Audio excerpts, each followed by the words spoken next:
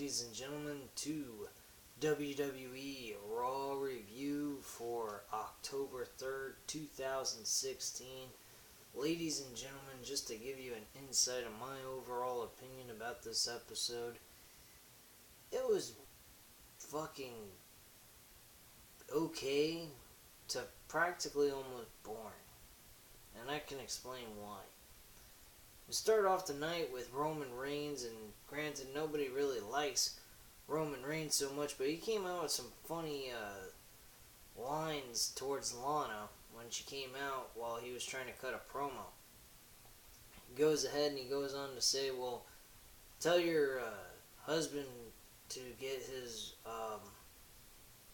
Bulgarian balls whenever he feels like getting them and face me one-on-one. Rusev doesn't take too kindly to that. He shows up, he has a brawl with Roman Reigns, gets the better of him, but then later on, up the ramp, Roman Reigns appears out of nowhere and hits him with the Superman punch and declares that he wants his rematch with Rusev one-on-one, with the United States title on the line against Rusev in a Hell in a Cell match. Now, granted, this was very predictable that this was going to happen, but it has never happened with the United States Championship being on the line in a Hell in a Cell match before. So this is actually kind of new, but at the same time, very predictable situation that was going to happen going into Hell in a Cell. Now, I thought Roman Reigns was actually a little bit better on the mic than usual. He was actually a little charismatic. I think he had a little bit more pizzazz to himself. He had a lot of balls, was very sarcastic, had a lot of humor to say to Lana, and a lot of smack to say to Rusev and Lana in their case. Wasn't all that boring, and he didn't use lame-ass fucking words to describe someone's balls. So that was kind of interesting. TJ Perkins faced Braun Kendrick in a non-title match, which was actually a really good matchup, as good as the match that they had at the Clash of Champions pay-per-view, which turned out to be pretty okay. The Pirate's hook was locked in by Braun Kendrick and got the submission on TJ Perkins. This match I would definitely give a 3.5 out of 5 stars. Really good matchup. Way to start off the show in wrestling quality. But as the show goes on, you're going to notice that more and more wrestling quality goes straight down the toilet. I mean, it just pretty much drops right down to the itty-gritty at this point, because after Seth Rollins has a really nice promo with Michael Cole, their segment, they have a sit-down interview that occurred on the YouTube.com channel for WWE. Seth Rollins mentions that, Kevin Owens is just a pet to the Authority.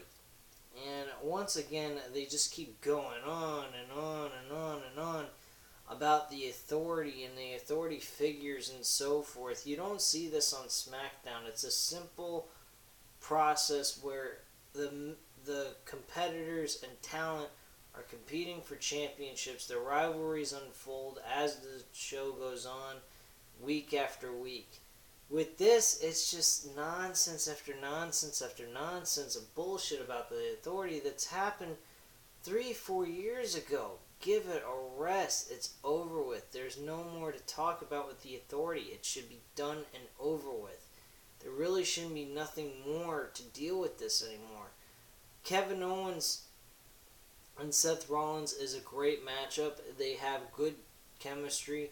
They had a good match at Clash of Champions.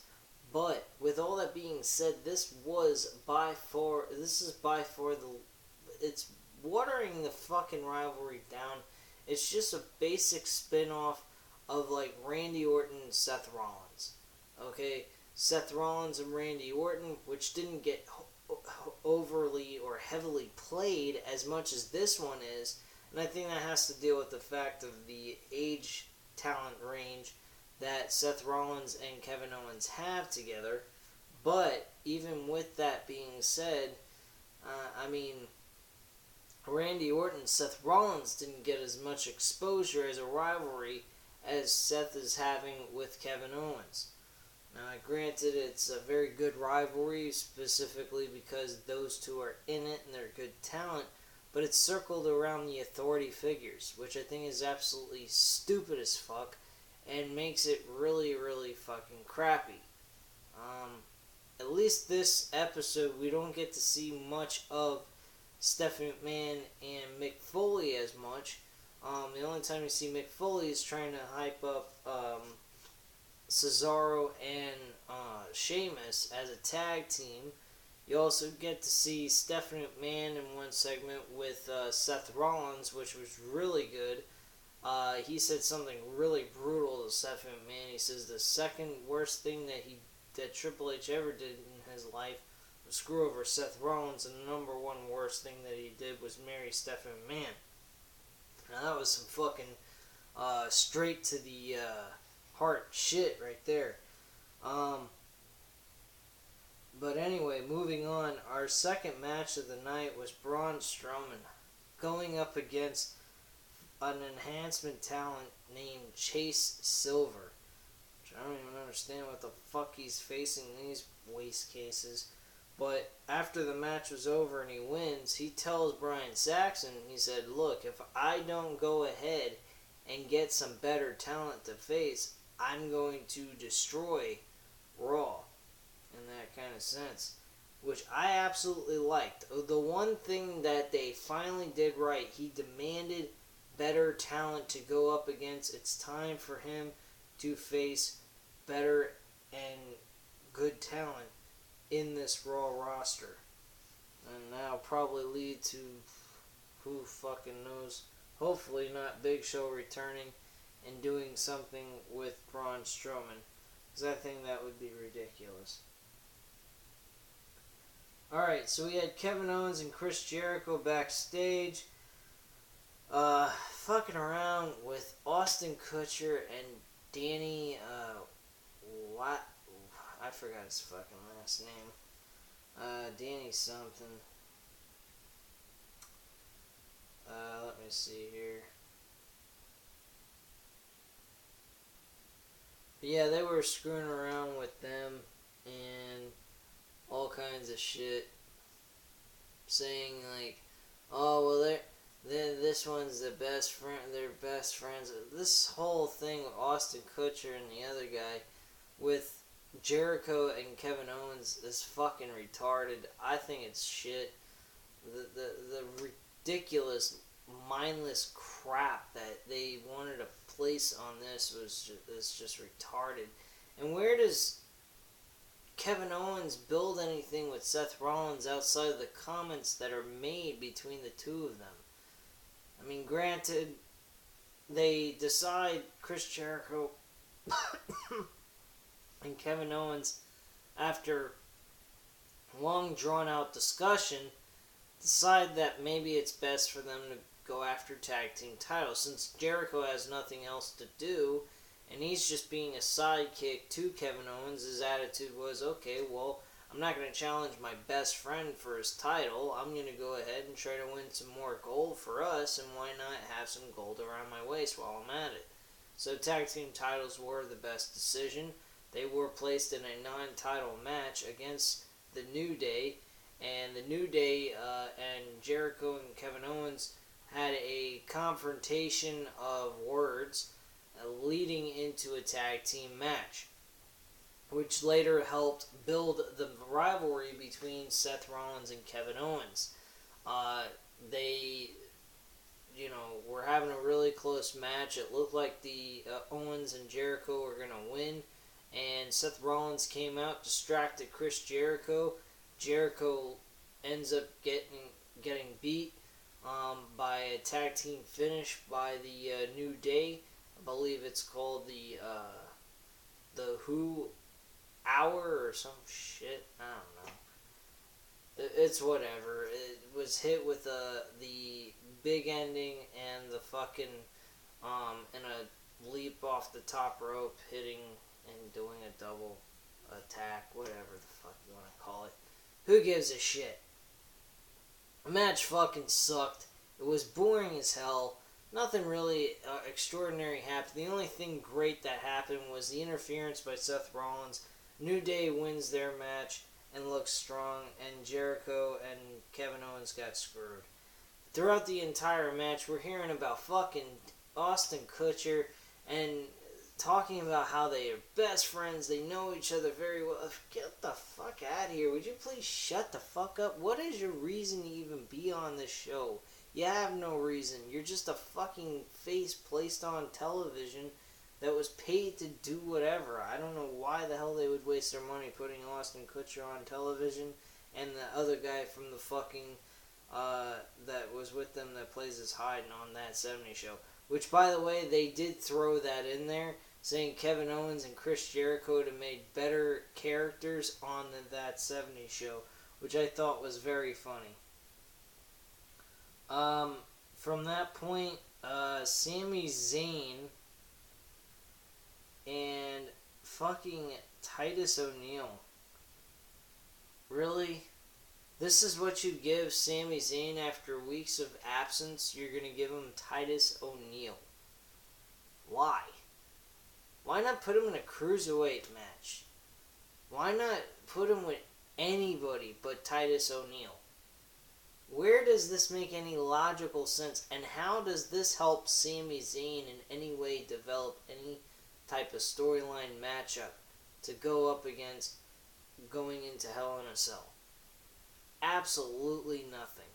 This is complete and utter no excuse. Absolutely no fucking excuse for why Sami Zayn was placed with Titus O'Neil. There should be no reason at all.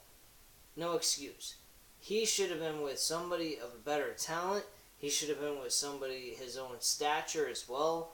Anyone from the cruiserweights. To be honest with you, I think Neville and Sami Zayn belong in the cruiserweight division for right now, till they can figure out what they want to do with them in putting them in main event status. But for right now, they would fit great in the cruiserweight division, not to mention it give them something to do, have them something to work for, and build up the cruiserweight division into a big time name on Monday Night Raw. I think they would fit great with them. Just because they didn't compete in the freaking Cruiserweight Classic tournament doesn't mean they can't compete in the Cruiserweight division. I think that's absolutely ridiculous. So, my opinion, Sami Zayn and Neville are great, would be great attributes towards the Cruiserweight division on Monday Night Raw. They're both on Monday Night Raw, so why not execute them on that sort of style of wrestling? They'd be great for it. Not to mention they'd compete against guys of their own stature.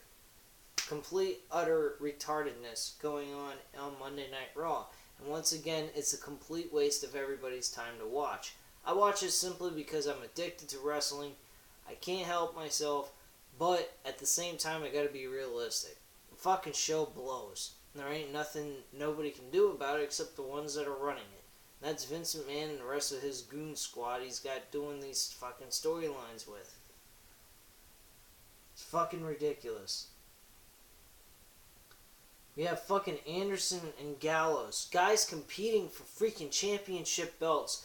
They could have won last week. They don't have them win. They make them lose twice. 2 nights in a row. I can understand at Clash of Champions. Fine, you don't want to have them lose the titles. You want to get an even 400. But then the next night, if you're going to give them a title shot the next night, you fucking have them win the titles or you don't give them a title shot at all. Simple as that.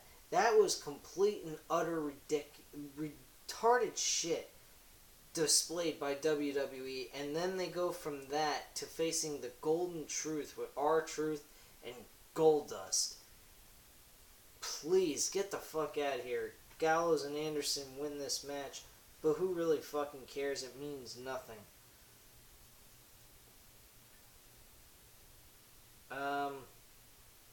So go inside the ring segment with Enzo and Cass. honoring the breast cancer survivors. They actually botched giving the titles and revealing the championship belts to the breast cancer survivors, which was kind of funny. At the fact that they just botched for taking a fucking blanket off of freaking championship belts to give an honor to cancer survivors. Unbelievable shit right there. We then had a cruiserweight match between Tony Nese and Rich Swann. I actually liked this match. This match was pretty decent. I give it a 3.5 out of 5 stars. I really enjoyed watching it, so it was a lot of fun to watch. I like Tony Nese. I see a lot of good potential in him.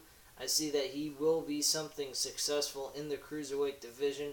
Hopefully moving on to something else besides just cruiserweight action. Maybe into the main event scene, something like that along those lines at some point. If not, no big deal. It is worth people's time to be able to see the cruiserweight division become something big just on the Monday Night Raw. Maybe not as a main event quality type of thing, but definitely well worth people's time to just watch and check out and enjoy. Speaking of ratings on each match, let's go back here. I already said about TJ Perkins. Braun Strowman's match is a dud. I don't give that nothing. Sami Zayn versus Titus O'Neil, 1 star out of 5. Who the fuck gives a shit?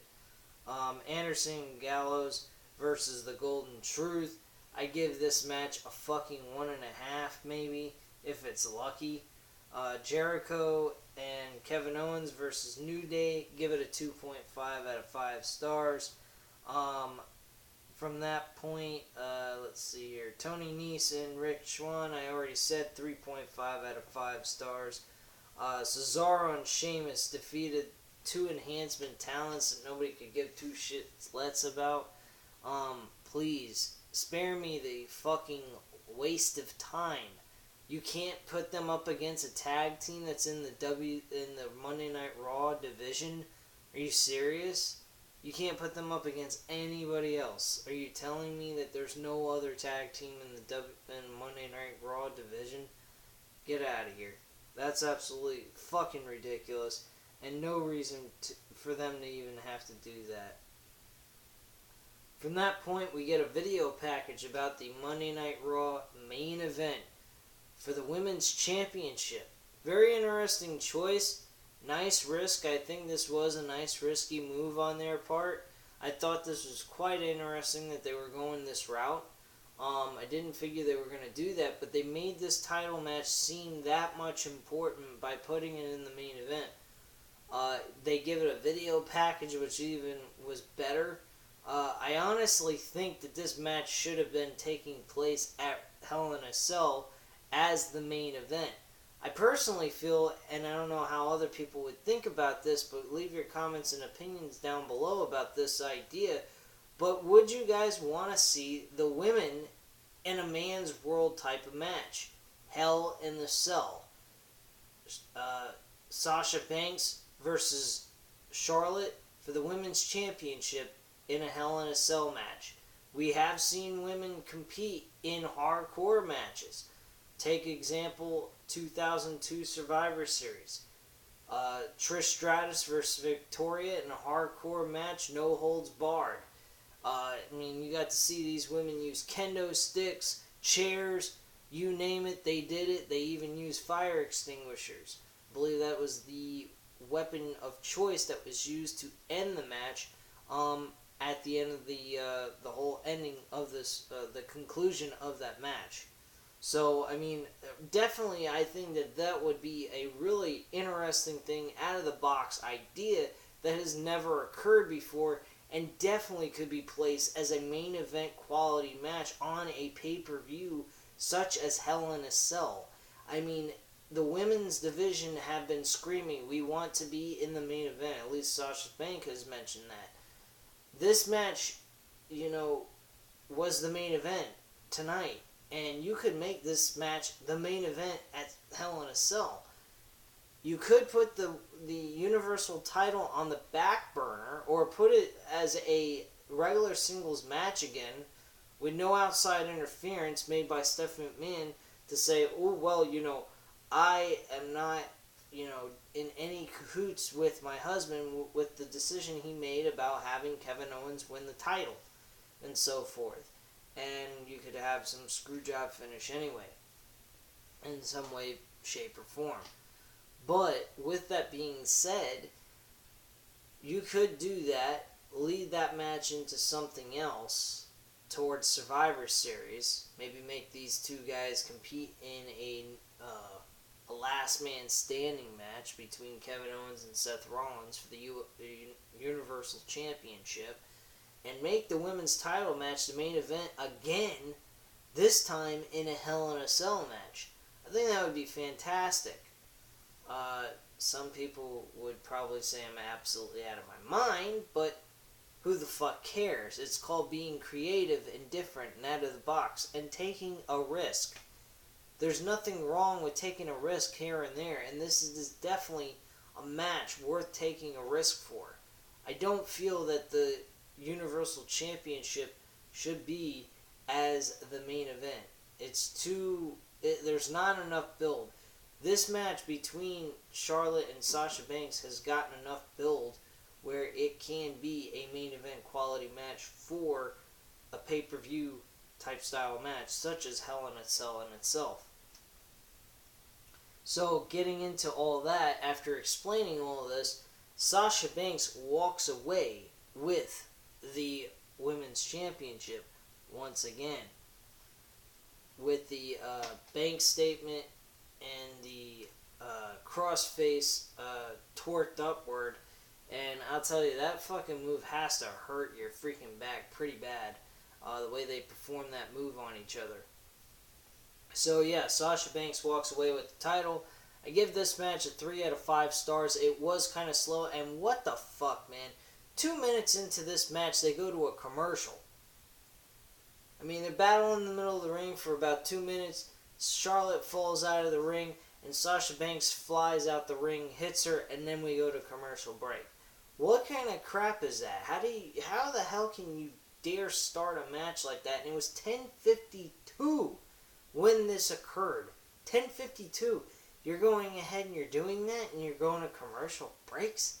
What the hell's wrong with you? I mean, let the fucking match play out and let the viewers at home be able to watch the match and enjoy it. Not have to sit through about 60 seconds or to 2 minutes of commercials and wait to come back to see what's going on in the middle of the ring and be completely clueless of what happened outside of what the small clip that they show on the left-hand corner of the screen, or right-hand corner, whichever that may be, for you to see what happened during the break. Utter retardedness, once again, by WWE. But they're doing that on SmackDown too, so you can't, say, oh, this one's doing that, but SmackDown don't. No, SmackDown does that as well. But this is just, it's a WWE Women's Championship match with about 10 minutes left in the show, and you're going to go to a commercial break? Come on, that's just a little retarded in my opinion, and a waste of the viewer's time of watching that crap. So give me a break on that garbage. Overall, this show sucked ass. The only thing that went right was the cruiserweight matches and the women's title match in the main event. Kevin Owens and Chris Jericho versus the New Day was an okay match. It wasn't great. It was nice to have the interference by Seth Rollins to help build for the Universal Championship title match. But overall, there was nothing important about this that much. There was a couple of things. The main event, Roman Reigns building his match with Rusev for the United States title. But other than that, I mean, and the women's main event title match, this was just a complete fucking bore fest. With enhancement talent getting their asses whooped, and that's it, man. Really, there wasn't nothing major big going on here. The cruiserweight match was good.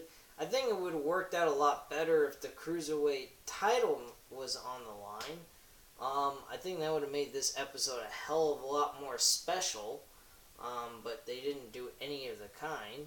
So, who the fuck cares? At this point, ladies and gentlemen, you know how I feel about this fucking episode. It sucked ass more than life itself. Thank you very much for watching. I hope you enjoyed the little rant or whatever you may want to call this. Leave your comments and opinions down below. I'll definitely get back to you. Hit that subscribe button and have a great night, guys. Bye.